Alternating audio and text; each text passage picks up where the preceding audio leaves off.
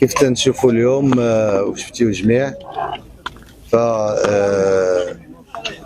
وهذا اللي تم بحضور الرئيس تاع الفيفا والرئيس الكاف السي جياني انفانتينو ولا السي موتسيبي.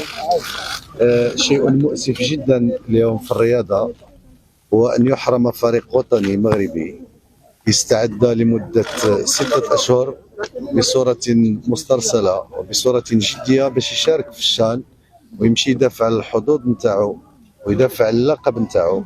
مؤسف جدا أن يبقى اليوم في المطار لمدة ساعات ينتظر ترخيص باش يمشي يشارك في البطولة الإفريقية. كما قلت شارك في إحصائياتها مسبقا ويستعد لها جيدا. فالأمور أو الملتقيات الرياضية وجدت باش تعطى الفرصة لهذا الشباب، وجدت باش تعطى الفرصة لشباب لإبراز مواهبهم.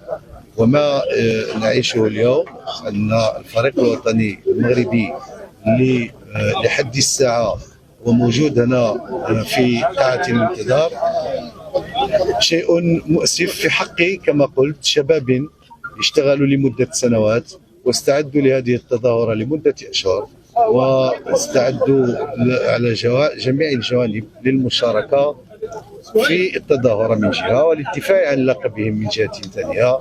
نذكر بأن الفريق الوطني يعني حاز على اللقب لمدة دورتين متتاليتين، واليوم تعيشون وتنظرون وتشوفوا هذا الواقع الذي يعني يبين بوضوح الرغبة الرياضية نتاع المنتخب الوطني والمغرب باش يعني نشاركوا ونلعبوا تظاهرة رياضية بحتة.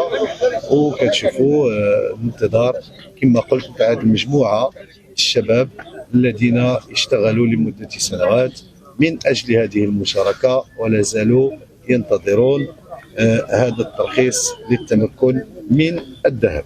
شكرا.